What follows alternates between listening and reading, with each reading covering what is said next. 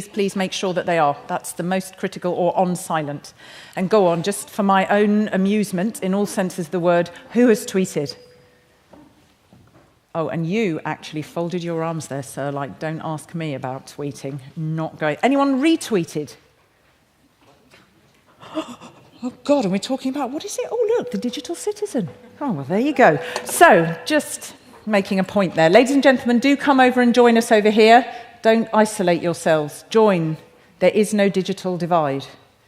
Okay, esteemed speakers, ladies and gentlemen, very, very warm welcome to this 90-minute parallel session on the digital citizen. Very quick bit of context before we get into the details, because we have 7 splendid speakers. This is a really, really big panel. We know, because we've been having these conversations since the beginning of yesterday, digital transformation is opening up so many opportunities, so many new services. We were just talking about it in the last session in Next Gen Internet, and these are opportunities for citizens, for industry, for public administrations. And just to reference that, the Tallinn Digital Summit and the discussions from that were reaffirmed in the Tallinn Ministerial Declaration on e-Government, highlighted the need to bring government and the public sector into the digital age to improve the interaction of both with citizens and, of course, with business. So public services have to be modernised and the administrative burden reduced, okay? Healthcare sector, same thing. There are lots of new opportunities, but there are an awful lot of things to think about. In terms of things becoming streamlined and more efficient and safer and more person-centric. And how, for example, we can save government's money by shifting funding from treatment to prevention. How can you be more responsible for your own health? So, of course, if you want to modernise, you've got to have the chance to experiment. That's tricky, governments and local authorities. So we are going to explore in this session how digitalisation and how digitisation and how availability of data can impact the quality of public administrations and healthcare and policy-making capabilities. I wanted to just say one thing, one quote, which I quite like, and it's this from, who knows Martha Lane Fox? Do you know her? She was one of the absolute forerunners before the big .com poof. No? Lastminute.com? Has anybody ever booked a holiday or a hotel on lastminute.com? So you know Martha Lane Fox. She's a powerhouse in the digital domain, an absolute powerhouse. And she sold that, and she is one of the pioneers and the founders of, you should have a look at it, something called .everyone. And if you go online, she says, she explains the aim. It's an independent think tank. And she says it's as follows. We want industry to build technology that considers its impact on society. We want the public to have a greater voice in shaping technologies, and we want policymakers to make informed and responsible decisions about the way we use technology. And her view is, there's all sorts of e-commerce going on, but where is the actual value beyond that, where things are going for the citizen? So let me get you a bit busy before I invite the first speaker to the stage. We're going to do a poll. Just hands up if you've been using Slido and you can actually use it in this room so that we can have more than one person and a chicken taking part. Okay, so pretty much that row. Oh, and a bit of that row. Okay, well, we'll do the poll anyway, and maybe you can raise your hands if you're not actually using Slido. Do we have a question coming up? There you go. So, since digital technologies are evolving rapidly, is there still a need for EU-level public investment in R&D and I? For digital transformation of citizen-oriented public services. So, is it the market and the private sector who've got to supply the required products and services? So, forget public intervention. No. Is it really an issue for local and national governments? So, no need for EU intervention. EU intervention is essential in addition to private and national actions to ensure compatible approaches and scalable markets across Europe. I think you are probably under duress to answer this correctly, given how much the issue of collaboration across all levels of governance comes up. But, you know, I'm happy to see. So, have we got any? Are you voting? Think about it, because our MEP, our lovely MEP who is here, is going to comment at the end. Okay? So think about that. Is it the market, private sector, local and national government, EU, but alongside all those various stakeholders? Okay, so I'm going to invite our speakers in, and then I'm going to invite the first of them to give you an opening speech. So please come and join me here. Give a warm welcome to Professor Dr. Christian Wopen, who is Chair of the European Group on Ethics in Science and Technologies. If you want to join me first, please. You were so keen to come out of the starting blocks there. I love that. That was so delightful. You stood up, oh, no, it's not me, and I sat down. Okay, we've got quite a nice balanced panel. Francesca Bria, who is Chief Technology and Digital Innovation Officer at Barcelona City Council. Welcome, please. A warm welcome to this lovely lady. We now have Jonas Onlund. He is Programme Leader Digital Transformation at the City of Eindhoven. Welcome to you, sir. You may also give him a lovely warm round of applause. I like making you clap. We also have Professor Deepak Kalra, who is President of the European Institute for Innovation Through Health Data. There you go. It does what it says on the tin. You can give him a very warm welcome. We have Maria Palombini, who is Director, Community and Initiative Development, Global Business Strategy and Intelligence, IEEE Standards Association. So that would be a very, very interesting perspective. You may give her a warm round of applause. We also have, I'm sorry, because you were first up and now you're last in, aren't you, almost? We have Mustapha BOURAOUI, who is Vice President of Strategic Marketing EMEA at STMicroelectronics and Chair of Working Group 5 in AIO ITI on Smart Living Environments. Thank you very much. You can give him a warm round of applause. And finally, we've got an MEP here, which is lovely. So come and join us, Maria Spiraki. So I think you should come and join the party. Please give her a very warm round of applause. So, let's start. And I think what would be interesting, first of all, is perhaps what I will do, just before I ask you all... No, first of all, let me make your introductory moment. I think that would be nice. I think go and entertain us first. I'm switching things around a little bit. Set the scene for us, please, Christian. Thank you very much. Thank you very much. So it's not about entertaining, actually, but I think that it was often cited that big data and artificial intelligence are major topics nowadays with regard to transforming or even disrupting almost every societal area. But some see the future as paradise. Let's try if I can show it to you. So that's entertaining, perhaps. So here the two unknown individual and social welfare, disease and hunger will be overcome. But others predict the destruction of humanity and the control of machines. I assume that the truth is somewhere in between these extremes and that we have a lot to do to shape a flourishing future with the help of new technologies. Very most important, put the human being in the center.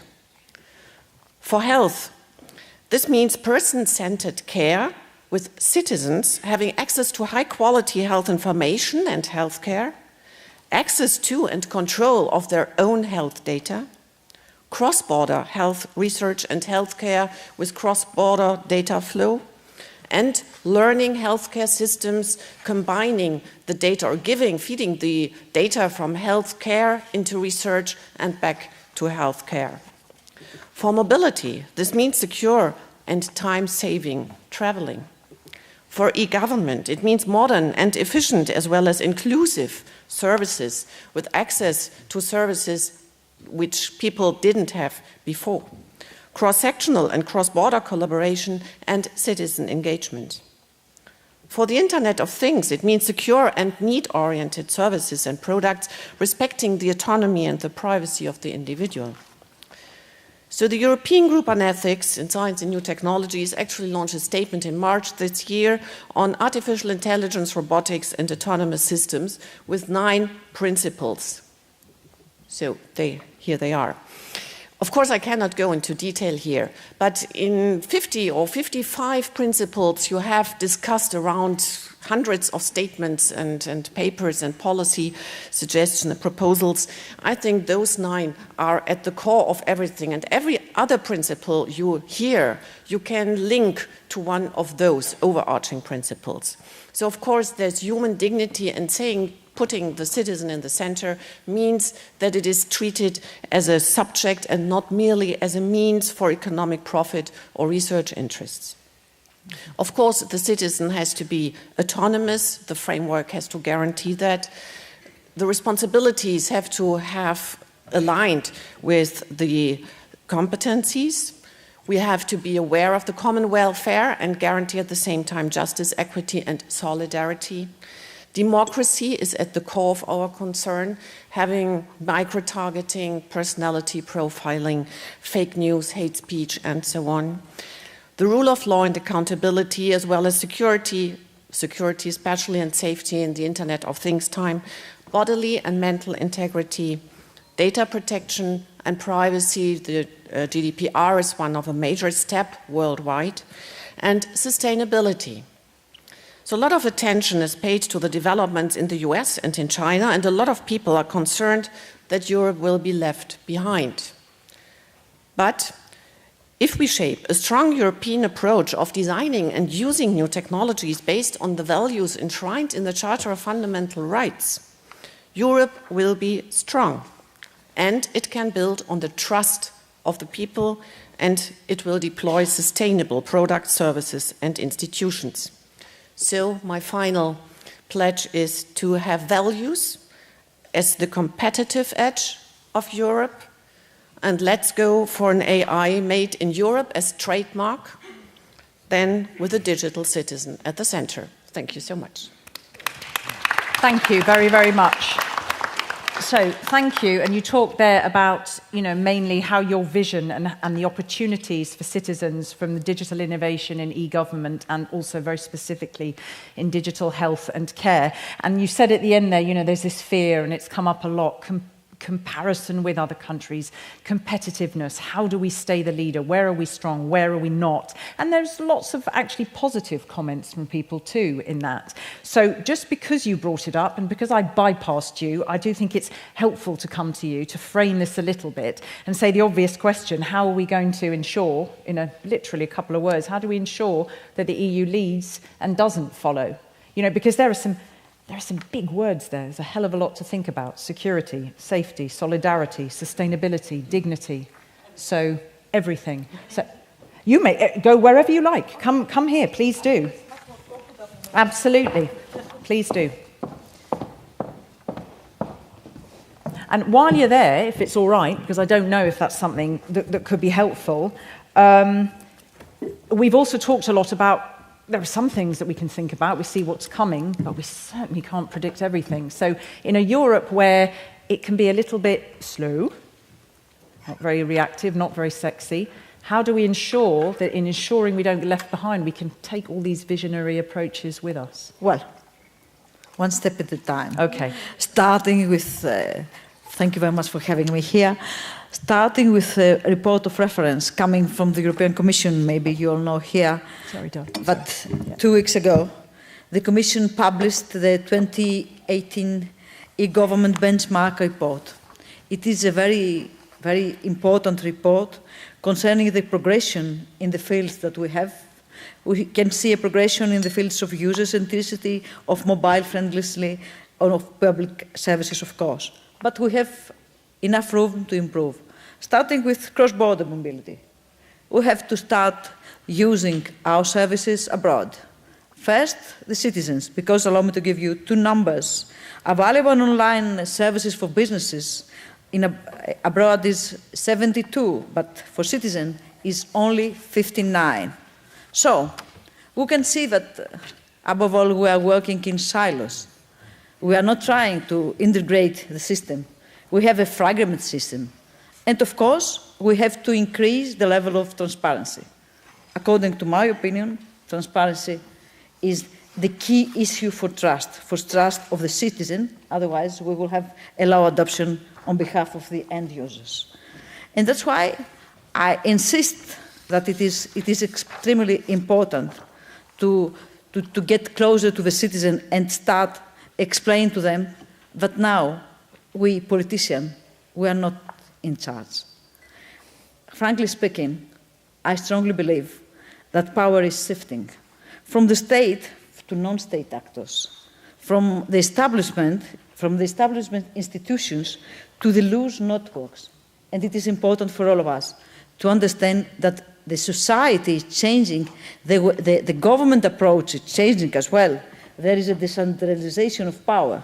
That's why I have here with me, I bought it in Zurich, but I would like to suggest it to you. I'm quite sure that you are familiar with this. It is the fourth industrial revolution from Klaus Schwab. He is the founder and executive chairman of the World Economic Forum. So I would like to suggest you to read this book. It is extremely important and extremely useful in this period of time. Governments and we as politicians, lawmakers, will be forced to change the approach when it comes to amend the regulation. And we have to react very, very fast, very immediately, in order to have an outcome. Otherwise, we will be mostly overtaken by events. This is the challenge that we face. And that's why I strongly propose 3 steps. First, we have to act locally at the member state level, but we have to think continentally, at the EU level, and get ready to compete globally. China, India is here. And these are our competitors. Secondly, we have to use all available sources coming from EU level, from EU funding, from MFF. Next MFF has 9.2 billion, but from national budget as well, from Horizon 2020, from Connecting Europe Facility, etc. Third, and it is important for me, allow me to say a few things for my country, for Greece. I am quite biased, you can understand, but I would like to say a few things because I cannot think of a better place to test the transformative power of technology than Greece. And allow me to demonstrate the slide. Because according to the benchmark report, Greece falls under the category of countries which is non-consolidated in government that have both low penetration and low digitization.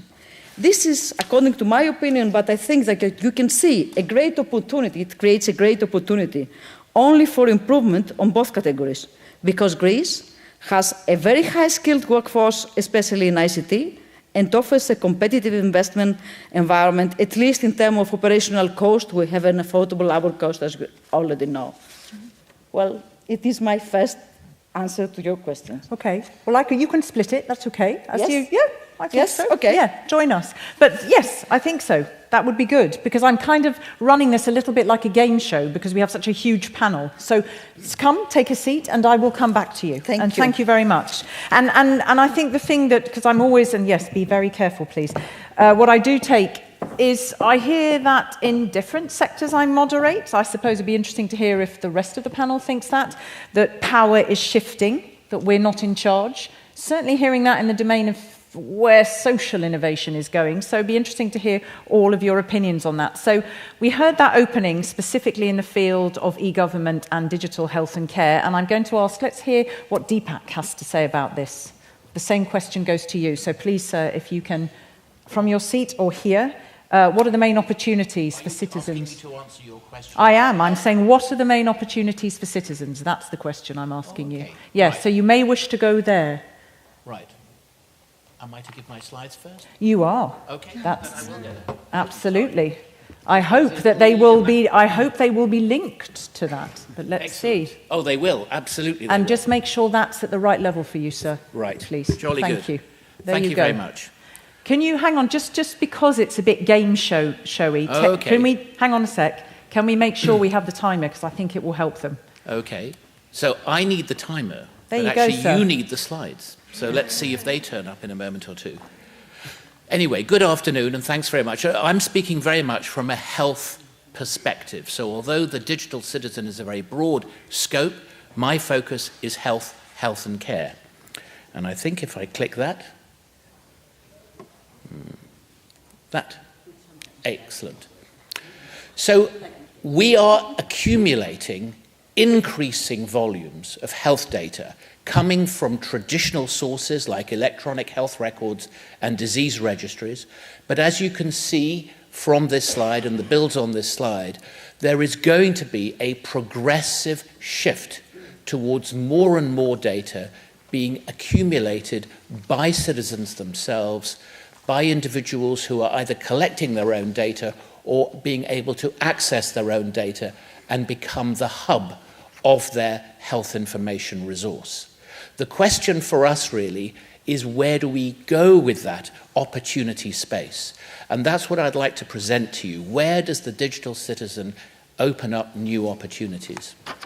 So if we think about the world of research, it's now at the stage of bringing together the history of the clinical understanding of disease with the metabolic understanding of disease to open up new ways of looking at illness and treatment.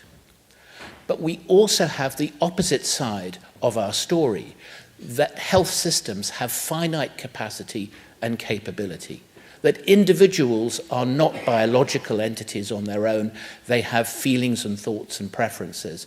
And so health systems are under pressure also to reconfigure themselves. And where we see a meeting in the middle is where the world of personalised medicine, as it's known, and the world of personalised care have to come together. And so our future digital citizen is the party in the middle who has to anchor the coming together of these two worlds. Now, the blue arrows are to imply to you that we have to keep those cycles learning. And that is that we have to use the data not only to deliver more personalized care, but to keep learning from every individual so that we improve all of those areas. And that really is the opportunity space, the mission. How can we use health data to deliver this slide? And the answer really is we can only do that if all stakeholders involved in touching health data collaborate. And that is very much the mission that we have been embarking on in our institute, but we see this very much as the success factors that all stakeholders are sharing. The ability to trust data and for citizens to trust us using the data, data quality and interoperability, and then finally and importantly, how can we demonstrate that we are able to deliver value to all those stakeholders so they remain motivated to cooperate and that the citizen benefits from that holistic data ecosystem. Mm-hmm. That's our mission, that's our challenge. Thank you. Thank you. I think you make a very valuable point there, because at the very end of the last session, we were talking about demand, people demanding certain things for themselves. And part of it ties to what you say. We have to demonstrate that value if we want to actually get that going. But it's an exponentially complex ecosystem to create this in the health arena, I think, so that you get people taking care of themselves and you get, because there's a whole cycle of learning. I mean, do you see it happening, that shift? Regrettably slowly, but okay. Importantly, yes. So it's not just that we have existing silos and legacies. What we have is a mixture of perverse incentives that don't encourage perverse incentives. Perverse incentives, right. Including financial models, but right. Historic models and reward models, organizational models, workflows, that all act as barriers. Mm-hmm. So what we have to do is to find the change agents who will be able to reorchestrate those information flows, those money flows, okay. And they then can catalyze the disruption we need. And I used to think it could be driven from my own professional background, the healthcare professionals. I used to think it could be driven by politicians and decision right. makers, but I've increasingly realized the actor who is the most potent disruptor is the citizen. Okay, I'm just thinking about that. Okay, thank you. Okay, so I will now come to you, please, Maria. Yeah? Would you like to, you may deliver from wherever you would like. You come here. Makes you feel a bit, the end of the day, doesn't it? It's more helpful to do it from there. It makes you feel a bit more... Stand up and breathe. Yes, go for it. Thank you very much. Sure. Let's go this way. So we have Maria Palombini. Yes. So hello, everyone. I'm delighted to be here. So I represent the IEEE, the Institute for Electronic and Electrical Engineers, and I'm actually with the Standards Association. My work is actually in emerging technologies and makes me really fortunate because I work with individuals on the stage or people like you who really have passion about driving adoption to find a solution to a problem. So basically, just to show you some of the work we have done, the mission of the IEEE is advancing technology for humanity, which means for us, we develop standards that either empowers or enhances or protects the end user. So in health, we look at patients. In the world of digital citizen is how do we enable personal data agency. So the standards that we have here all lean to enabling smart city, but around the idea of empowering the digital citizen. So these are standards that we actually have in action. At any given point, we have 600 standards working groups across multiple engineering disciplines, and we actually have over 1,000 technical standards in our library.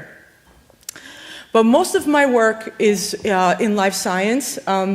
And really, the interesting thing here, I think pictures say 1,000 words, especially whether regardless you're in a social healthcare system or a privatized healthcare system, is the patient is operating blind in the healthcare system.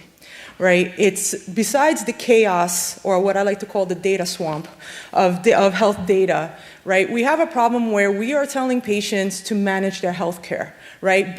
Go to your doctor, go visit more, take on your health care, but yet we don't talk about that from a data perspective.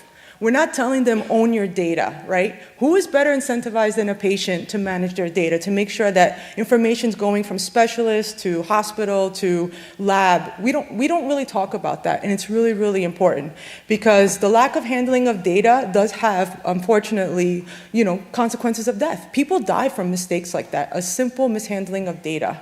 And so we look at and we work with actually pharma companies, health companies, patient advocacy groups, technologists. We're working with them to figure out how we can empower the patient to take this on.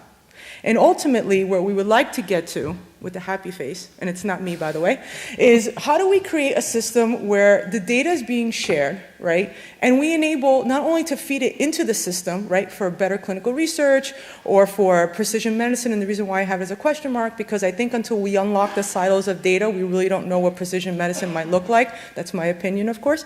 And then ultimately, how do we increase better care? But in this perfect picture, which is very idealistic, we are taking a lot of things under assumptions that I want to bring to your attention. So number one, we're 30 years post the internet, and there's people still without access to the internet, right? 48% of the world's population still is unconnected. So how does a solution like this transcend to them? This is challenge number one we look at standards. We also talk about digital literacy. What does it mean, right, to manage your data? There's people today who still don't have an email account, right? They don't understand the internet, and there's doctors still without websites. So how do we also educate patients on that? And finally, we also, from a technical point of view, have to figure out how all these things are going to work, right? We have sensors on us, in us, around us, but we want them all to work together.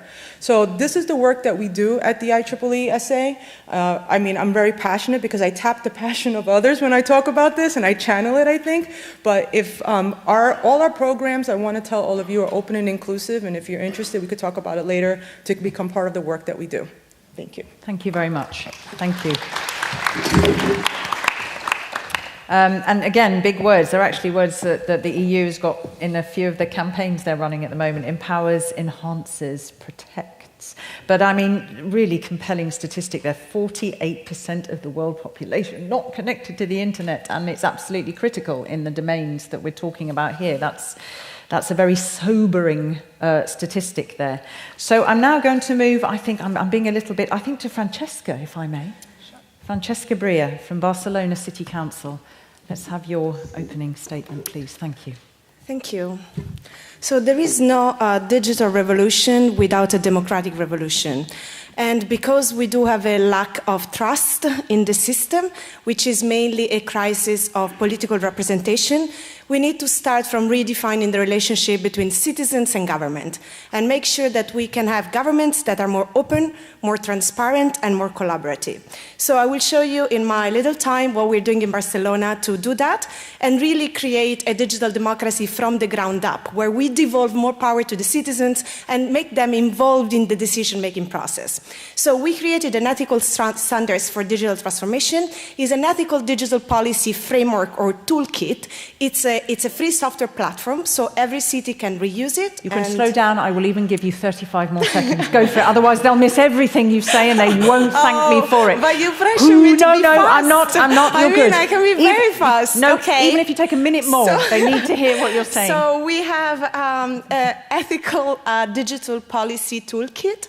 It's a free free software platform, so every city in the world can take it, reuse it, and apply it to their own needs. What it is we created standards to make sure that open digitalization happens in a way that governments can be more agile, more transparent, and have at the core digital rights of citizens. So we have a ethical data management plan. We are shifting technology to the use of open source. We mandate open data by default, but also we look at encryption as a human right and standards for data portability and data protection of citizens. And so we also improve in procurement so that government can do procurement online and open it up to small companies, SMEs, and startups that can participate in contracts. And we are adding clauses in government contracts that talk about data sovereignty. What means is that whoever wins the bid has to transfer back the data in machine-readable format to the city hall, because this data is a common good and belongs to all citizens. So this is online, is amazing. I'm very excited because other cities are picking it up, reuse it. It's linked to GitHub, so anybody can contribute. At the core of this digital ethical policy toolkit, there is democracy and participatory democracy of citizens. So what Barcelona is doing is that we are integrating collective intelligence of citizens in the decision-making process. We have a government department that works on digital rights and also citizen engagement. We are not doing a Facebook democracy. This is a hybrid process of online democracy and offline democracy in neighborhoods involving citizens, and then citizens can participate, propose ideas, vote on their proposals, sign petitions with a crypto ledger, actually, anonymously, and participate in government planning. 70% of the proposals that we run in government were proposed directly from citizens. 400,000 citizens participated in writing the agenda of the city of Barcelona. This is usually a bureaucratic, very boring task that happens under closed door and doesn't involve the people. So we're really opening up participation. Now we have 20 participatory processes running on parallel, on mobility, on culture, on education, and we're integrating the feedback of citizens in the way we take policy decisions. And this is my final slide. To make all these real, citizens are creating networks of cities that are protecting digital rights. So together with New York, Barcelona, and Amsterdam, we launched this coalition at the Smart City Expo in Barcelona. Now we have many more cities that want to join it. And we have 5 principles. You can read them. They're very clear. The mandate for access to the internet as a human right, mandate for data sovereignty, digital skills and digital education. And it's very important that cities are doing concrete actions to protect the digital rights of citizens, and that any city that want to become digital has to do it from the ground up, putting digital rights at the core. This is spreading. The UN Habitat is behind, and we're adding cities every day. So if you're a city and you want to join protecting the digital rights of citizens, please write to us and be part of this coalition. Thank you very much. Thank you. I love that. I love the way you said, I'm so excited about this. Raise your hand if you didn't think she was excited about it. There you go. One question I would like to ask you, and it is, and I can see why you're excited, just out of interest, when you're talking about these areas where you have, really had this participatory democracy in creating a city that people want to live in, has there been any stats done on the age groups that have been most responsive? Absolutely. Actually, this surprised me very much because I thought this is for digital natives and people that use technology, but not at all. We have many people from above 65 years old that are participating. Okay. And the reason is that, first of all, it's a hybrid. It's not only online. We go in the neighborhood, we do citizen assemblies, we involve citizens, and the most important thing is that we involve on things that matter to them. Healthcare, affordable housing, climate change fight, sustainable mobility. Culture, these are things that matter to people, and that's why they participate, because they want to have an impact in creating a better city, more inclusive, more democratic, and more sustainable. So this is the the key. And given what we've said, the speed of things, I guess, because so much thus far, what I have seized from this conference is how many questions that you all need to ask. All of you stakeholders need to be consistently asking questions to keep on top of the speed of change. What are we looking at from an ethical point of view, from an accessibility, from a demand point of view?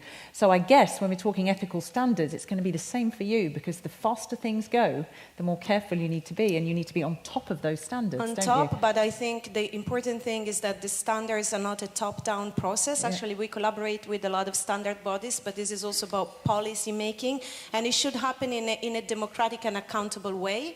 And also, you have to want to give a direction to the technological revolution. The technological revolution is not something deterministic. It's not a process that will just happen.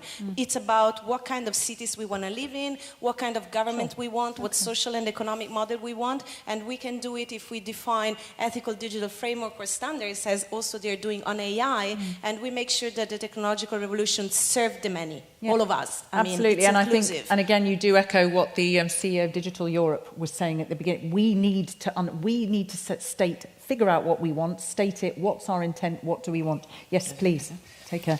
It's not according to the plan, but no. Plan off script. We don't care. Off piece. From the ethical point of view, not the standards change, but the way you translate the standards into everyday practice. And I think that's an important thing, because we have our standards in the Charter of Fundamental Rights. We don't want to change solidarity, but we have to think what digital transformation does to solidarity, and how do we translate it into the societal life.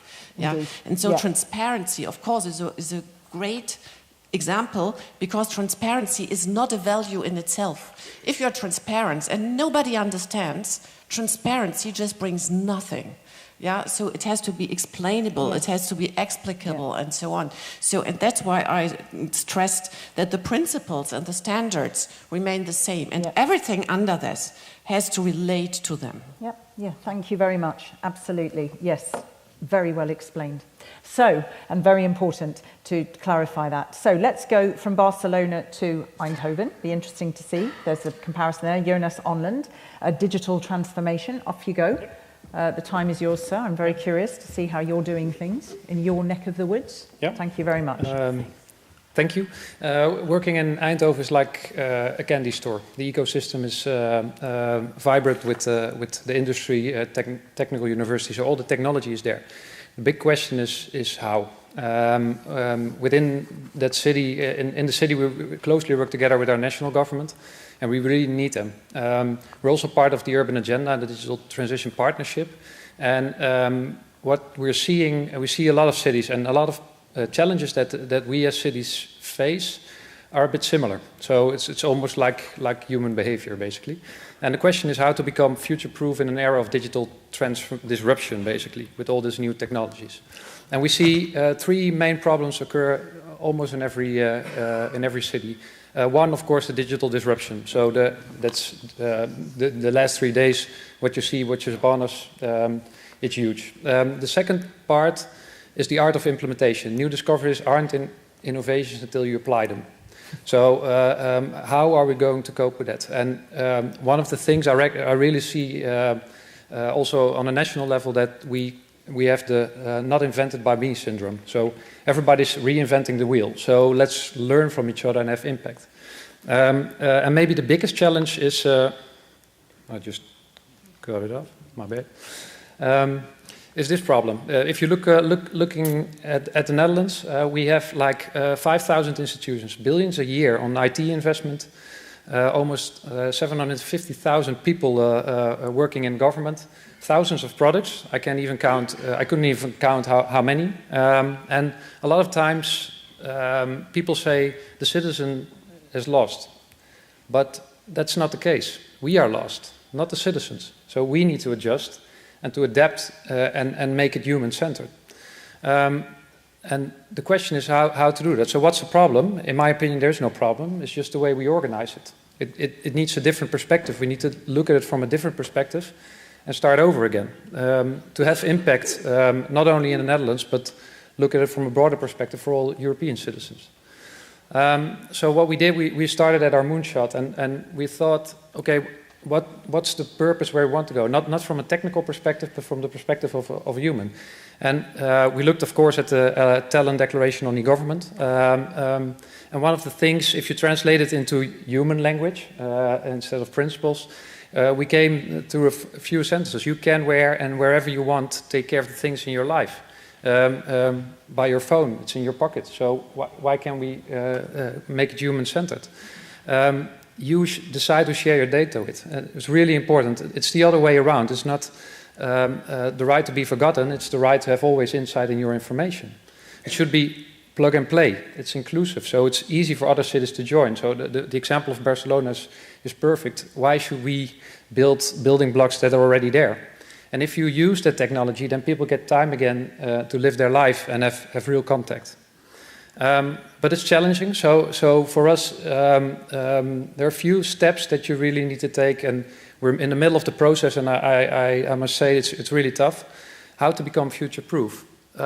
Step one, if I look at the Netherlands, the awareness of the digital transformation and the impact, it's not always, people are not aware. So step one is how can we make citizens, but also politicians aware of what's happening. Then the second part, and that's the funny part, always when we say that you need leadership, especially digital leadership. If you don't understand the technology, how can you implement it and how can you oversee the consequences? And people say, no, we got leadership and we know what digital is, but if you start talking about blockchain, it's not already there. Now work on the moonshot and choose your pipe cleaning projects. We have one project on my app, and it's the first time we showed that to our board. They stated, okay, when is it ready? And what's the impact on our organization? And that generates a promise, that generates that moonshot that people want. And last but not least, develop a roadmap with your ecosystem. It's really important. But it's also difficult because you speak a different language with the industry, with the government, and that takes time. So, thank you. Thank you. Well, that was interesting what you said, that it's not. It's this, that actually the citizen is the one much more savvy than we are. We're the ones playing catch up. We're the ones who have to work with that. That's very interesting. Was that the quote you said? New discoveries aren't innovations until we apply them. Was that your? Yeah.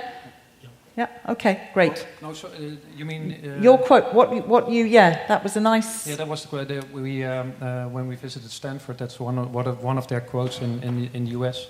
Okay. Where they said that's the difference between success and a good idea. Okay. So the lessons which you can learn from Silicon Valley, because everybody's critical, of course, but the way they implement new technologies and doing that from a human perspective, mainly focused on profit. That's something you can discuss about, but how they do it is very interesting to see. Mm-hmm. It's almost a science. So. Okay. All right, we'll come back. We will have time. So we have Mustapha BOURAOUI. The time is yours. Last on stage, last to speak. I'm sorry, sir, but last saved for best, right?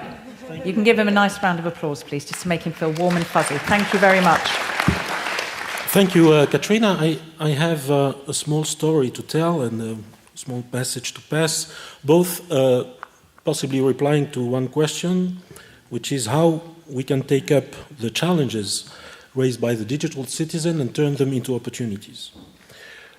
We believe that smart living, and in particular smart living for aging well, could be a good example that offers many opportunities. So let's go back to 2015, when the European Commission wanted a new innovation approach to stimulate the IoT in Europe. And a group of industry and academic stakeholders were invited to sit around the same table and discuss this subject.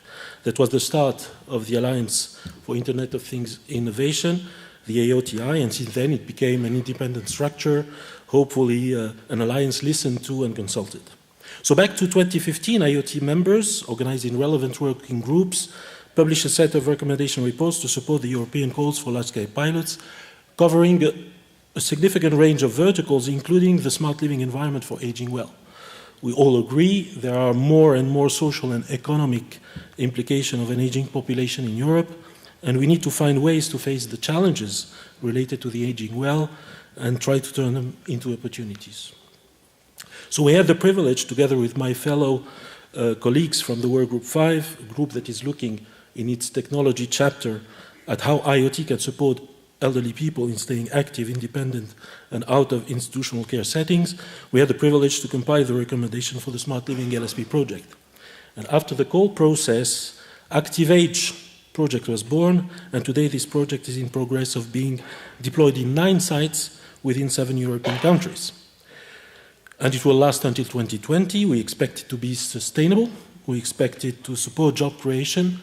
And we expect, above all, ActiveAge to improve our quality of life as a digital citizen. There are still many challenges. I think that we'll certainly discuss some of them during the rest of the panel.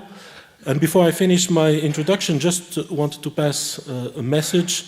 And here, allow me to wear my technology provider hat and pass this simple message. We believe that technology is ready today to support the digital citizen.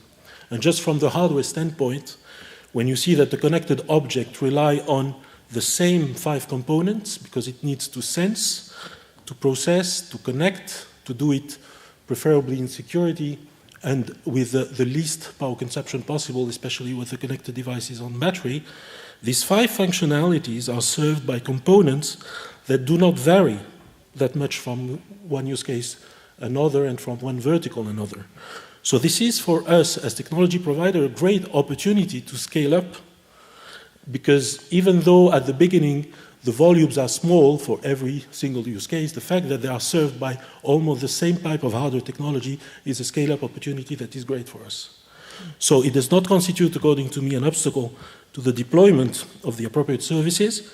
I believe the obstacles, if they are still remaining, are elsewhere, and we'll again certainly tackle some of them during our discussion. Thank you very much. Thank you. Thank you very, very much. Now, just because I am, and I have to say, absolutely, as we were saying, chuckling, there was such rigorous organisation of this session, and I mean that in a very praiseworthy way from the side of the European Commission, but I'm going to relax things a little bit, because if I keep on going, zhong, dong, dong, dong, dong, we're going to all explode. So, what I would like to say is, there are a few areas that I'm going to throw out there that are areas that we said we'd like to discuss. I don't mind who answers them. Let's and then, of course, you are welcome to ask your questions, but I would like to come back to you and just really tiny, you can stay where you are. What have you heard? I mean, we've heard all sorts of things from the perspectives of member states. We've heard all sorts of things from healthcare. Stuff is moving. There are some obstacles. You know, you represent the citizens of Europe.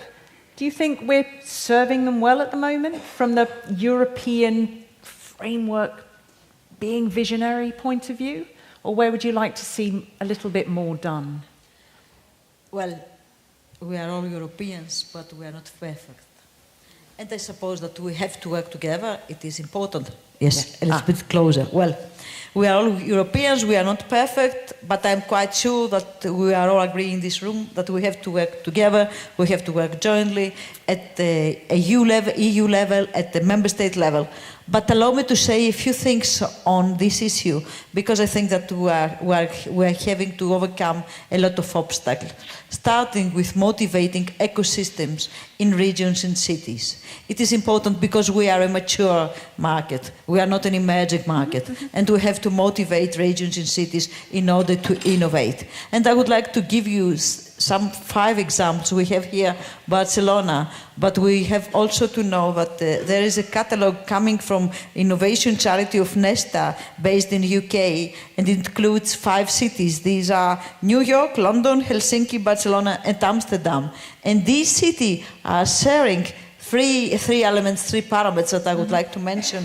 First of all, they are finding creative ways to effect change outside of the formal policy arena. They are not something like traditional cities.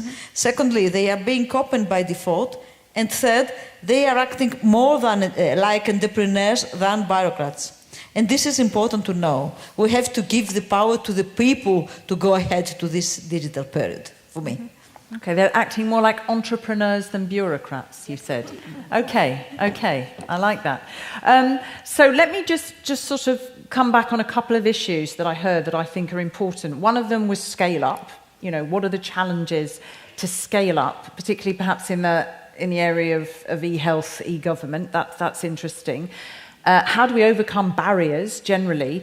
But it's also how do we promote this demand side from the side of the citizen? And I'll come back to you, I think, Deepak, because I sort of was reflecting when you were talking about, was it the change makers or the game changers? You were thinking who they were, and you really did come down to the citizen. So you think that there is that demand there? You think that they are really, really powerful part of that shift that you're seeing in healthcare, or you hope to see?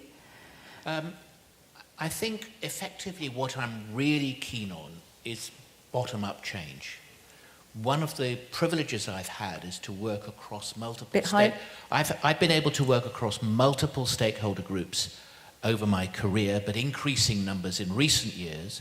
So when I engage with pharma, when I engage with healthcare providers, clinicians, when I engage with health insurers, I see them showing a recognition of how they can work together better, how they want to work together better, the challenges I described around engaging society in trusting diverse uses of data, etc., can only happen if they work together.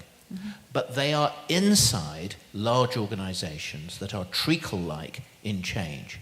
So when you speak to individuals at the right level, they get it. But they don't necessarily have a budget in their organization to behave smarter, to behave differently. They are sitting inside restrictive environments. So how do we help the people inside those various professions to change? We need a catalyst that is disruptive. And the trouble is that when you go to the very top, no disrespect to MEPs and MPs, but in general, unfortunately, I've not seen the political layer being able to really unlock the levers of change. So my feeling is that these very, very honorable and charismatic and visionary people in various professional silos who are willing to break down the silos, they need help. So almost it's a cry to society to say, we're ready for change, it's change that you want happening, but we need you to help us make that change. Don't be passive, complaining that the systems are not working for you. Be part Come of and making help that us change system them, change. because you'll find willing souls on the inside as well. That's what I've come across. What do you think about? What's your thoughts about that, and particularly perhaps because that's where we started in the healthcare domain? Do you feel that's where it is, that it's very, very tricky to unlock it, politically, and that's where the real push comes? Well, what I'm always thinking here is that I almost agree to everything, but that there is another layer, because there is not the citizen or the patient.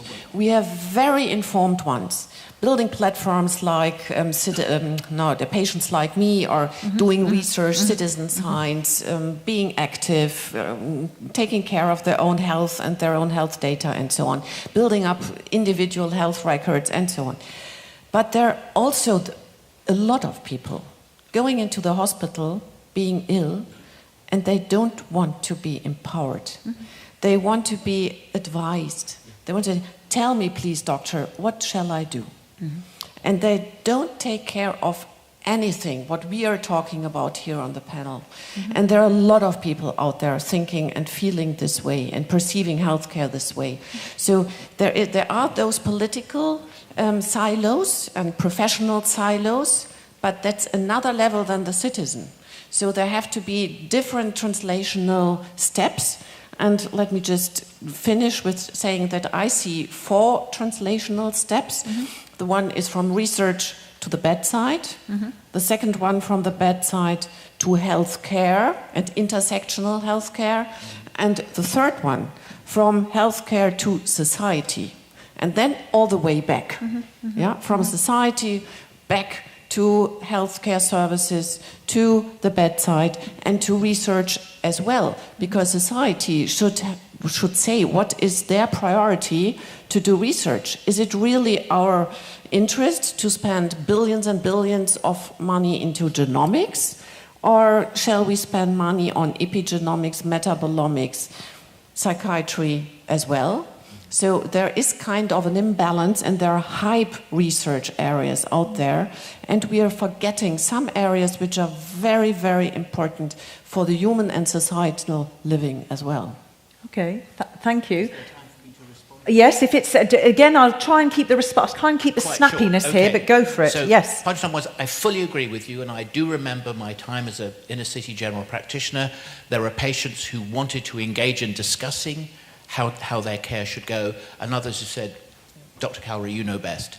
And that's fine, one has to respect that. But actually, even of the people who are not themselves digital health citizens, they are still victims of issues in our health system that fail them. Example, multimorbidity, a growing European challenge, affecting older people more often than younger people, only because you accumulate diseases with age usually. So those people who may not want to be active decision makers for themselves still benefit if we can transform the health system. Okay. Maria, I wanted to just ask if you wanted to, because, you know, I was saying to you, you know, you were saying, you know, who is encouraging the patient to handle and to manage the big data.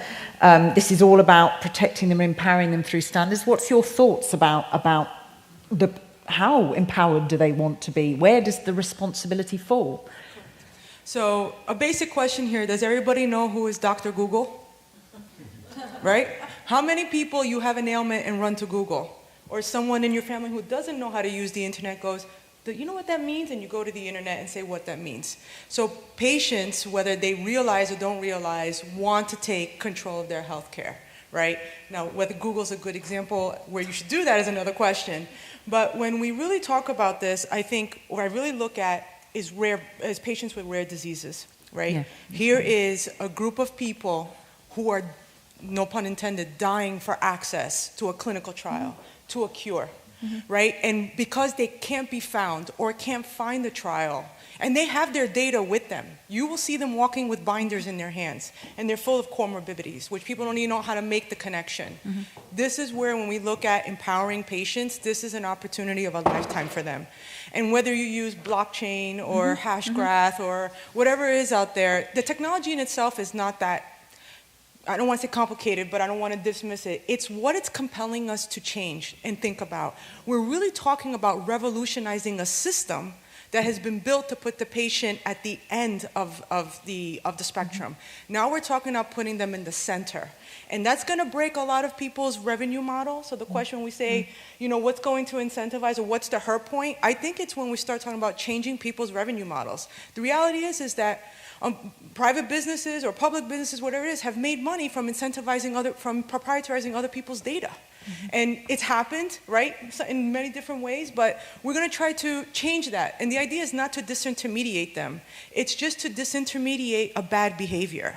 And that's when we talk about ethics, and that's ethical, responsible use of data. We're not trying to shut down businesses, but we're trying to really equalize the market in a way that we kind of forgot about since the dawn of the internet. But it's interesting you bring up just what you brought at the beginning about, was it rare and complex diseases? Because as you probably rightly know, this is somewhere actually where the EU is using, it's just quite recently launched a platform for precisely the reason you say, where it can actually function very well to see if, you know, all these specialists can draw upon the brain power of other specialists in the domain, and obviously they will only, the permission has to come from the patient to put the data into the system. But it's a very, very good example in the domain of healthcare where it works well.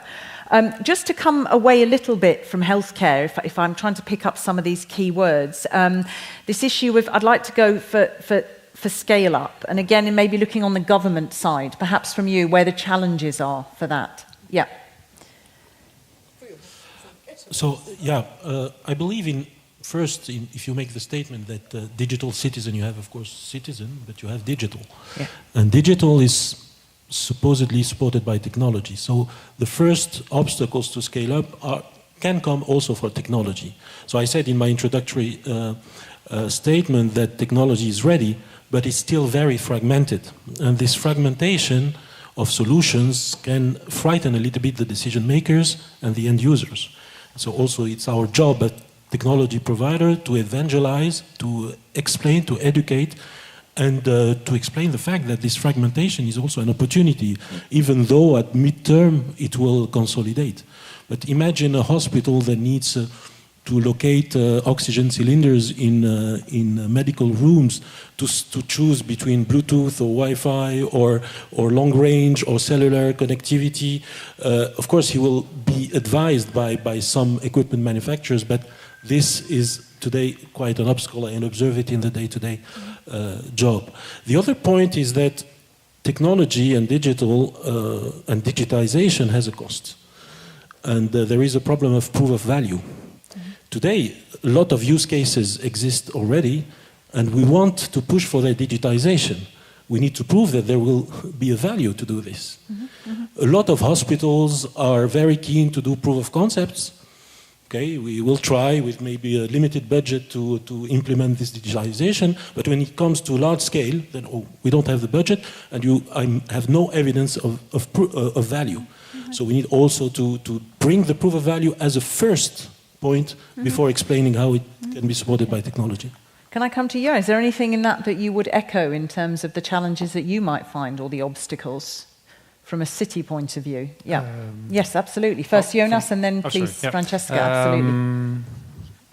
I recognize the discussion, and a lot of times when we start changing, we center the system or the technology as a push, and I really believe in power to the people by looking not at the system as it is, but looking from a greenfield perspective, and looking at the questions which are there, using technology to enable that and start testing it, start really small. I think that's one of the solutions, and start growing and replace the old system.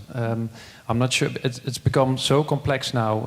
In the healthcare system, I've done that for 3 years with all the different suppliers, and so it's really complex, including the value models. So you need to, instead of out of the box, think outside the box. So just think from a greenfield perspective, get the solutions in, get the end users and the citizens in, what their question is, and build that solution. And then the group will grow because they want to use the solution instead of they have to, because they're in the system. Yeah, and I think it echoes a little bit, I cannot quote you on what you were saying, is this or that really useful in research, because I just went, whoa, but I think it does echo what you're saying. We also have to be asking, if you want that use and that demand, then you've got to put people at the front end, because they have to be able to make those choices and be proactive in those decisions. Exactly, and the second thing you see is what's in it for me. So people, what's the profit that they get from it? The ego is really important, and help from there, and then eventually it will be a success. I'm convinced. Okay. Yes. Yeah. Let me say maybe two things. I think the first problem is that we have been investing much more in technologies for military technologies on one side, or espionage, or technologies for surveillance, and that we have done pretty well. And we've been investing a lot in commercial technologies, so technologies for business. What is lacking is ambitious investment into technology for the civic good, for citizens. So we continue to see that we have a lot of big missions, a lot of big problems that we have to target, from climate change to migration to democracy, which now there is a lack of trust in liberal democracy. We have questions around education and healthcare. So we have massive problems, and we need to invest into solving these problems and mobilizing the collective intelligence of everybody here, citizens, research centers, industry, all of us, in order to target those big problems. So we cannot start from the technology. We need to start from the real problems, and then be ambitious. So government investments, and then get also the private investment that we need. The second thing, which I say from a policy perspective, is a question around democracy. Obviously, I don't think that here, I mean, of course, nice panel, we are pretty relaxed about it. I think that there is an emergency. We are not going to be able to decide. We have to act upon this. I mean, we see how many people are disenfranchised. They feel outside of this system. They don't have trust in the political system. I mean, first of all, in parties, political representation, and all of that. But also, also they don't trust the big corporations. I mean, we also have a crisis of trust there. I mean, they're not going to trust Google to take care of healthcare as they haven't trust Volkswagen for the emission standards. I mean, here we have a crisis of trust. And sometimes, although we should be the one coming first, you know, policies is coming at the very end. But we have to, I mean, for me, we have to put like a powerful alternative, because otherwise we're going to see more of this rise of the populist right-wing nationalist in power, and yeah, I mean, a big challenge for our democracy, right? So I think, I mean, the alternative that we try to put forward from the bottom up, from cities, from citizens, and I believe with you, like a bottom-up movement, is to really put forward participatory alternatives. Engage people meaningfully on things that matter to them, and try to experiment new systems that, of course, are going to have to involve technology, that obviously should be transparent and should be accountable and should put people privacy and data protection at the very core. But I think we basically don't have a choice there. No, I think, and you are very clear, and I think you speak with great passion and great clarity, and I think I would say, to add an extension, I think where, in a way, the flip side of the opportunity of this is also that when you say we're losing trust in politics and big business, it's in each other. I'm sorry, but for me, the divisions around Trump and Brexit, if I look at those two things and the conversations that I cannot have certain conversations as an English person with certain friends who voted differently. You know, there is a trust with each other. So perhaps actually the flip side of that is that in this participatory democracy, we can certainly start to rebuild that trust in each other, which is fundamental alongside trust in political institutions and trust in big industry. I'm going to hold... No, did you want to come in first? Go ahead. I just want to say one point. I agree with you completely what you're saying. Just one thing about policy, right? Policy does not like to take risk. That's it. Great. Right? So, and when I mean that, when we talk about emerging technologies, and this is an area that obviously we focus in, there's a lot of uncertainty around them, whether we're talking about AI for good or we talk about, you know, digital ledger technologies. And this is the role where participating in technical standards really helps, because technical standards will give policymakers that credibility, especially if they're consensus-driven and market-driven. So at IEEE, we do have, you know, a global AI and ethics program. But it's consensus-driven, and there's a market behind it. And then when we talk to policymakers about it, we take the question out, is this real?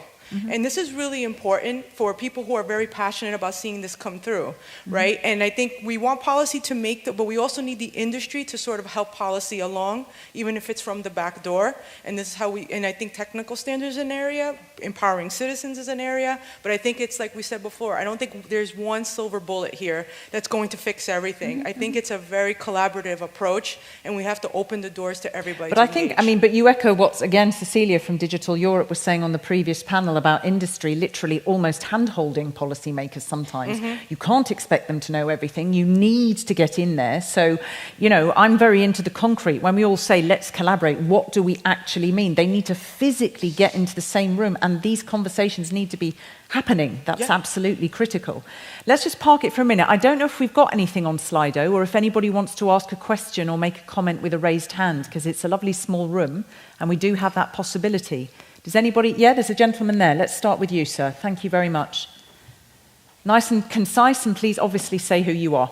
Okay, Matthew Branla from Sintef in Norway. Oh, and a bit slower. Okay, I will try. Thank you, everybody, for your presentations. And my question is and comment is mostly for Francesca Bria. First of all, comment, very impressive what you're doing in Barcelona. It's very nice to see that. And then a question, which is, do you think that the city is the ideal, in a sense, locus for those democratic processes to happen? And if so, why is it? And how do you see that potentially informing other levels of governance, whether it's higher levels or lower levels, at the neighborhood level, for example? Let's hold that and just see for a minute if there's any other questions. I'm also curious as to not forget the rural areas as well, because, and already we know that just from an internet penetration point of view, but thank you, very interesting question, because for sure cities are the repositories of all of the challenges we face at the moment. Is there any other comment or question? Somebody else raise a hand. No, were you just scratching your head there, the lovely lady there? Oh, you said, no, it's not me. Did anything come in on Slido? Are you not Slido king? You're not Slido king. Who is king of Slido? No? Probably not. Okay, that's fine. I actually have I know, since Okay. you are disrupting the panel, Yeah, anyway, great. I have a question for some of the other panelists. That's great. Well, can I ask this lovely lady to answer this one, and then you answer? Absolutely. Those are the best panels when you do it yourselves. Yes. Sure. So thanks for the question. I think one answer is why cities are so important and why maybe they are the place or they can become a laboratory for democracy and sustainability. I think, first of all, proximity to citizens. I think it's key. And because of the lack of trust in the system, then you go to where your location base really matter and where you live really matter. I think also because cities are close to the challenges that we face, you know, climate change, air quality, mobility, access to housing, affordable housing. Jobs. Healthcare, all of these things. I mean, cities are facing those challenges, but also counter to what states are doing, because we live in a moment where the big questions are not answered by nation states. I mean, starting with migration, I mean, more and more nation states are not giving this kind of answers to citizens, and that's why cities are coming together to solve those challenges. I mean, we see like the coalition of cities to fight climate change is very powerful. I mean, are the mayors that are, you know, going out there and getting the targets and pushing the industry to do that, working with citizens, this is happening. Migration, same thing. Solidarity is happening from the city side, and democratic participation are the cities that are, you know, opening up spaces for democratic participation and for citizens to be involved. So I think we'll see more and more of that.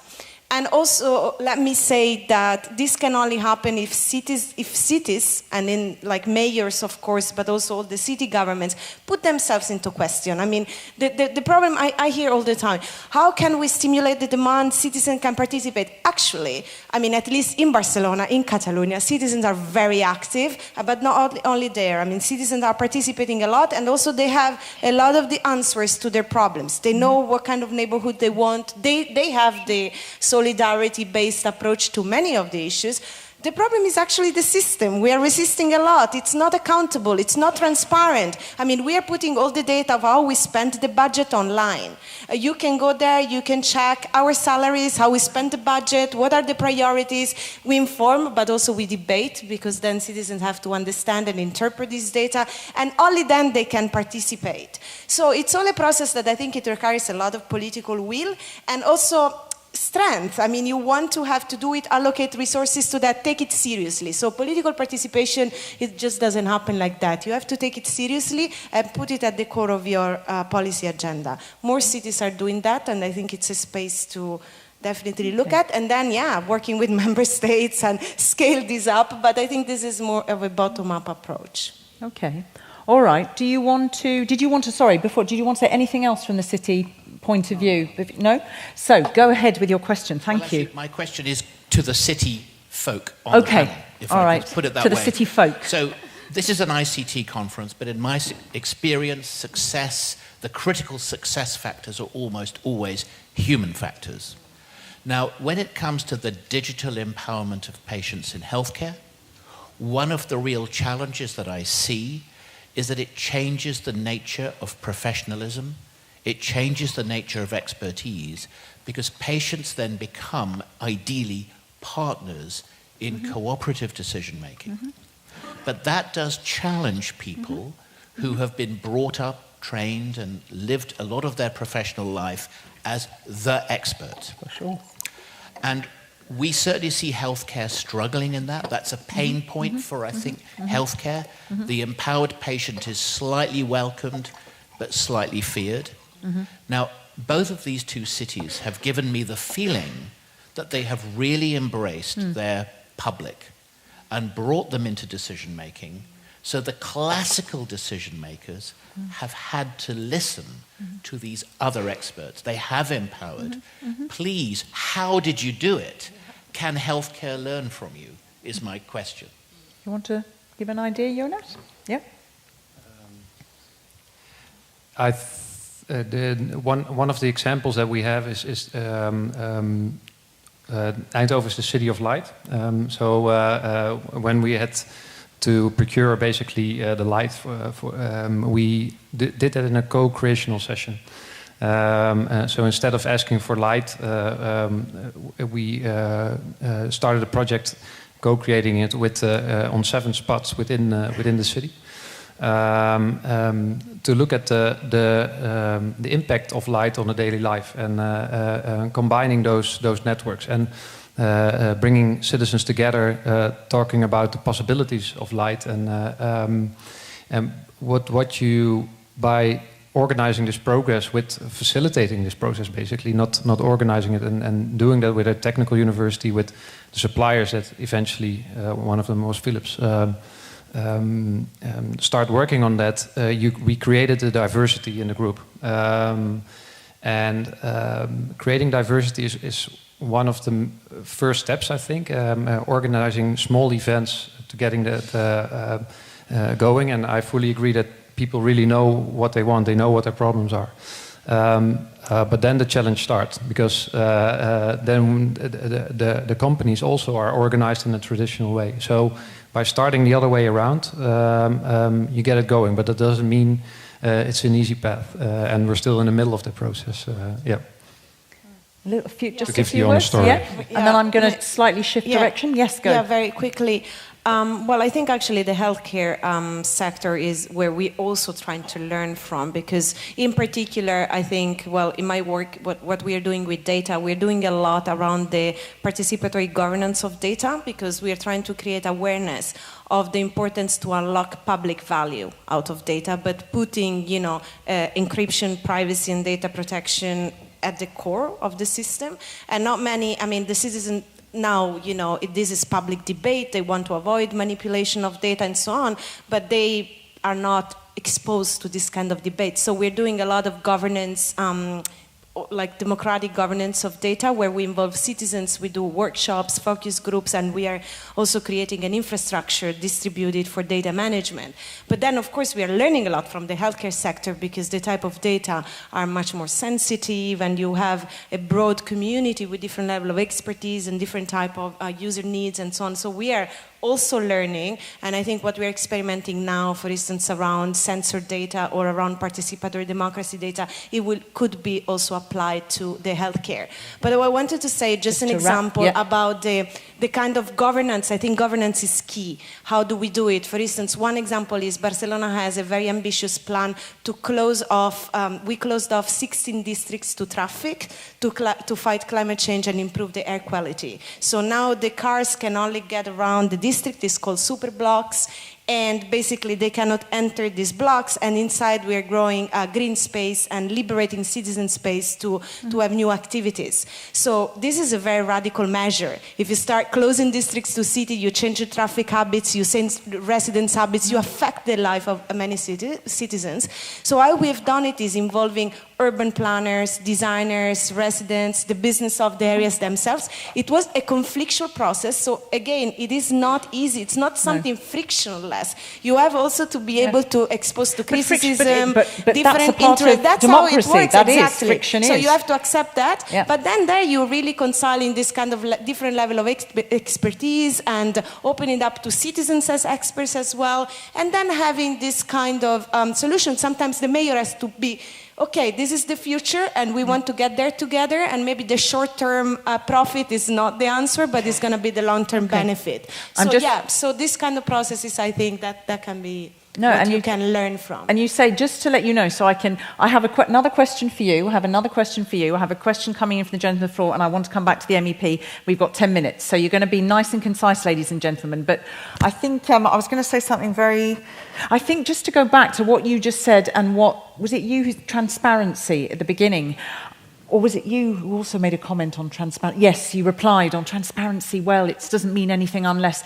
For me, when you talk about this and when you say it's not frictionless and it is conflictual, as it will be, because we all have opinions, for goodness sake, and it should be.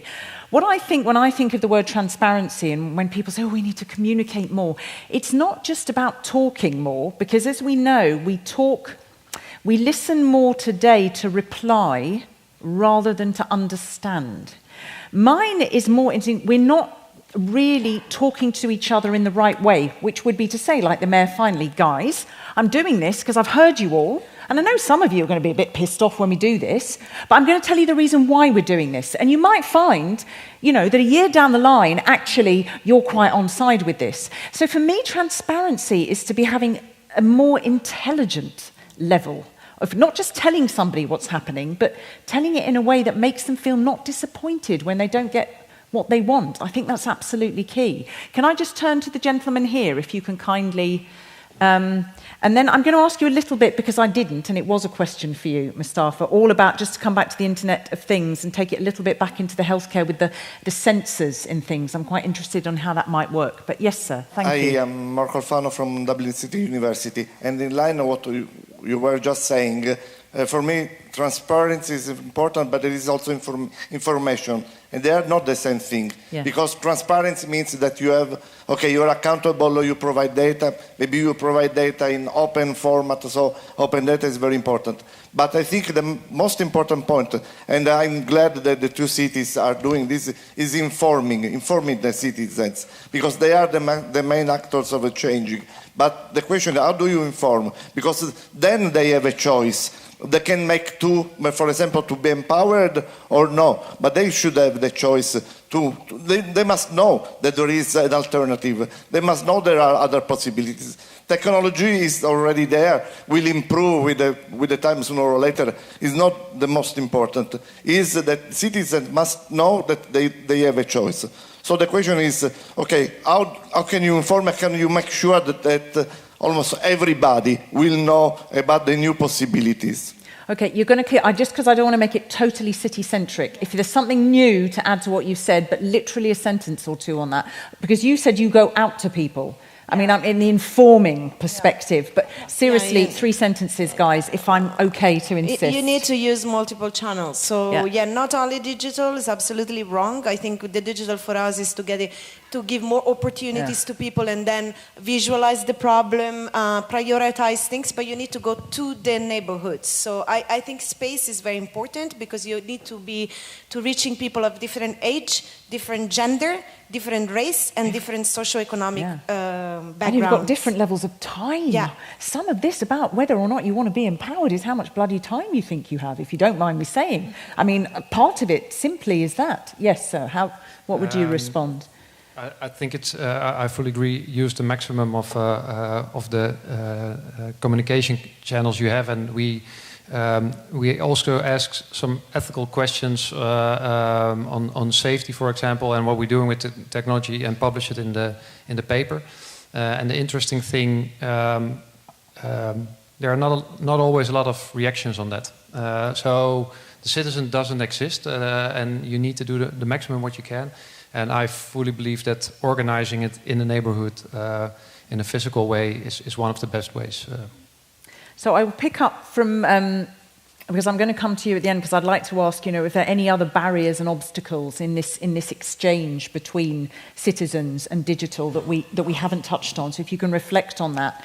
But there was a question for you there, Mustapha, on from a technology standpoint, where we stand with all the sensors in the Internet of Things, and how specifically that has an impact in the healthcare sector. Yeah, thank you, Katrina. So basically, as I anticipated previously, and there was a good comment also from the gentleman there, the technology is there. It addresses most of the sector of healthcare and medicine, whether it is on remote monitoring, and here the technology is mature, on precision medicine for also applying the right treatment to the specific patient, and this is in progress. We have recorded substantial progress there.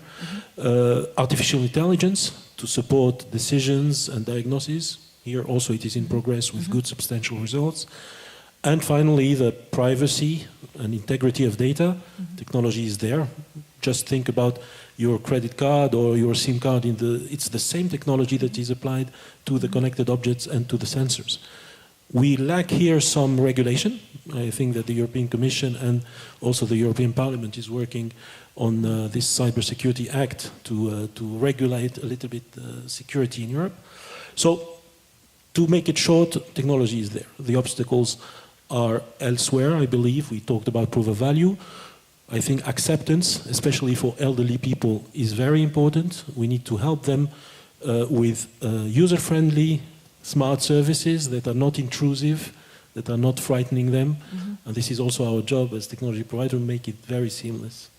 Okay, and also getting into the settings where those elderly people are. Can't just rely on their grandchildren or their parents. The libraries, if they still exist and aren't being shut down like some of them are in the UK. Or, I mean, genuinely, it's getting out there to those places. I will come back to you for sure, and we can see, I'm not sure if we can even see if there is an outcome to the poll. But I did want to just check, you've been listening to a lot, if there are some key areas that we've missed in terms of this interesting dynamic between saying, well, the citizen is demanding, or hang on a minute, are we really giving them that much access? What have we missed in this conversation? I think there's one aspect, not missing, but rightly we hadn't focused on that because there's not so much time. It's the children. So we're talking about the adults. But if we want to shape our future, we have to focus on the children. And I think two key areas and two key competences are, we have to strengthen, and that's the digital literacy. It's more than digital competencies and knowing how the laptop's working and so on. And digital health literacy. That's something different. So those are the two areas here. And with digital literacy, I also mean digital democratic literacy. Because we are more and more lacking the awareness that pluralism is a value in itself, and that democracy is not having a consensus, apart from a consensus that freedom is key, not health, but freedom. But that pluralistic debate is necessary to secure freedom and frameworks that guarantee freedom. And so this has to start at school. So we have to have reflectiveness, critical awareness. We have to have the ability to listen, not only to listen so that, how can I convince you, but really to listen, to understand. That's the key to migration. Just meet people and listen to them. It can be so interesting to learn how other people live. So I don't have to live necessarily like they do and the other way around. But it's so interesting to see, wow, that's another possibility to value things or to have rituals and so on. And so, I think this is the most important thing, one of the most important things, to engage in school and to convey digital democratic. But then I've got to ask you, because I'm all about how do you make it happen, if the EU doesn't have really competence in that area, and can be, but has to keep its fingers out, and if the sector itself, from the different moderating I do, sorry if there are teachers in the room, there is the general consensus that it's one of the sectors that's kind of being a bit slow to move, where a bit of disruption might be good.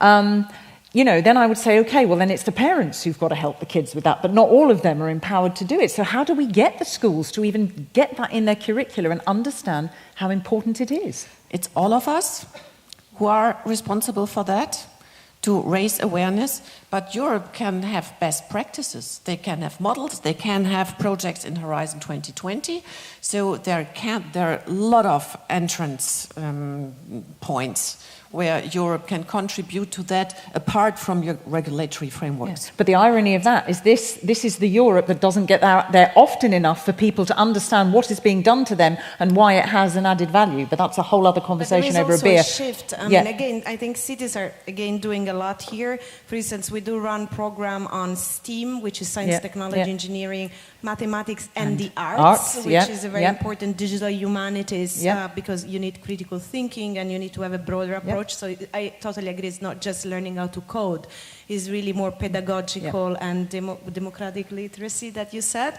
And we are creating public fab labs. So, these spaces where you experiment learning by doing and you create new pedagogical tools. working with schools so that they can become this kind of programs part of the curricula of all schools, and this is now happening in Barcelona and Catalonia, and more places are working on that. So it's the education system needs to be changed to open up to this curricula. And I wanted to add, I think this is critical. We haven't mentioned, if you just want to mention also another thing, because she said we need to start from education, and the kids are, anyways, they teach a lot to the parents as well. Sure. So, you know, in this space of digital, I think there is this kind of intergenerational knowledge transfer, which is very interesting, where sometimes you start learning a lot from the kids, and of course, parents are learning a lot also culturally. You know, it's a cultural shift, and so there, I think it's a new space to understand how we do it. And then, of course, gender issues that we haven't touched. But again, this is a space where us as politicians as well, like female and so on, we need more women empowerment in technology. If you look at the statistics, is worse than penetration of internet. So there is also something. That's funny. Somebody's got to tweet that. Having it more a feminist revolution together with the digital revolution is something really important. But I think, and also when we talk in education, and actually when we did the word cloud at the beginning of yesterday, that was the key. Education came up. It's a bit like you said when, you know, people, they think they're expert. Oh, we're the experts in healthcare. I think we have a little bit of that. And you said, you know, when you open it up, it's a bit frightening. Sometimes it's a pain in the arse, sometimes it's great, but it's a little bit scary. And it's the same, I think, for teachers. That certainly digital dimension in the education sector is scary. So I don't know if we have, do we get the poll back? Do we see any results? I'm not sure how Slido works. Is anybody doing? Do we see? We do. Okay. Well done. You all get a big gold star. That's what I said. I mean, don't. That was a loaded question, I think. And you did well in answering. And so go on, put your hand up if you did the 10%. Because I'm curious. No, genuinely. Who put the 10%? Who put the market and private sector? Anyone in this room who wishes to not... They scuffled off. They knew I'd go. Okay, so I give the last word to you. What you've heard, what you didn't say, what you would like to say. Well, allow me first of all to say that I think that everybody here in this room, we can agree that we are not living in an island, even the citizens of the UK. And nothing is perfect, even Barcelona. So we have to start with this.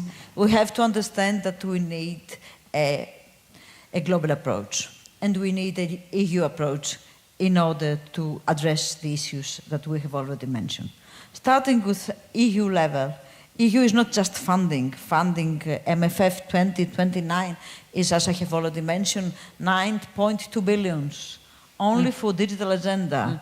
And we have also Horizon 2020, we have structural funds in order to complete this funding, and we have also national budgets for and private sector to blend a lot of funding to this sector. But it is not the case. The case, first of all, according to my opinion, is how can we have people on board?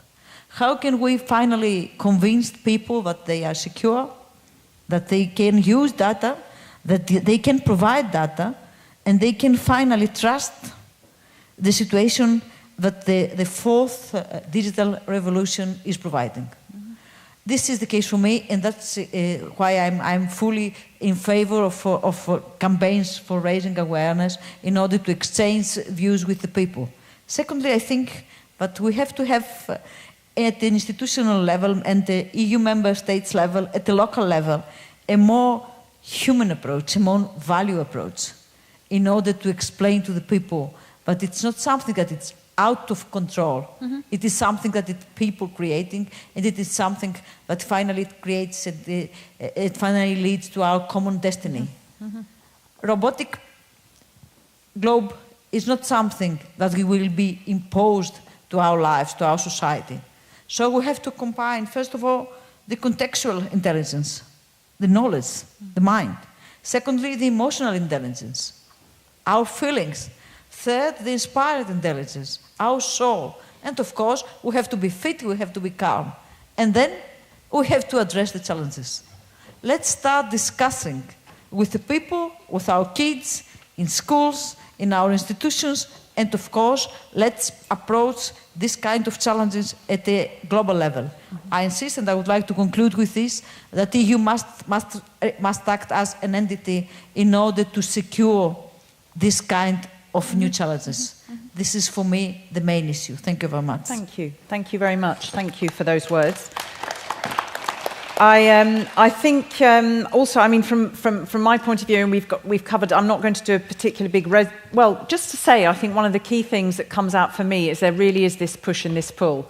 There is this, how do you empower people? But I think you're saying they're ready there and waiting. But I also think it's the nuance of who wants to be empowered, to what degree. And all of this requires a great deal of energy to ask the right questions. I mean, this we know. I do think my feeling is that there is an awareness of people that, you know, with the whole digital dimension in terms of their own well-being, them as a citizen, speed is great, access is great, it can put me closer, I can do all sorts of things I couldn't before. But I think there's also perhaps the perception that it's a lot about e-commerce. And can I do my tax return online? But I think some of these benefits in these areas, whether it's learning, whether it's health, whether it's greater intervention on the public service side, having your say in a city, that we still need to get the information out there that is possible, and it's worth you as a person investing in it and asking and being a part of it. And I think that feels like that's where we really do definitely need to be going.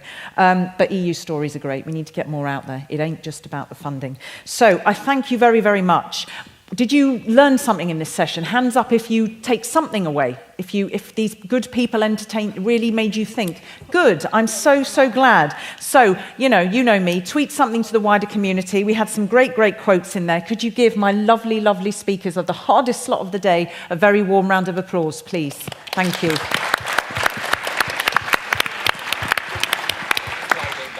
Oh, put the Slido back. Yes, why? Is it interesting what's going on? Oh, you want to just have it back? I thought there was a huge change. Just tell me, hands up if you're going to waltz at Vienna City Hall now. Just you? Yeah? Go for it. Have a lovely, lovely time. Wish you a very, very good evening. Don't be late for the plenary tomorrow, please. We have a lot to get through. Don't be late. Queue early. There's security. Okay? Otherwise, you're going to miss your flight back. You're going to miss your train back. Don't be late.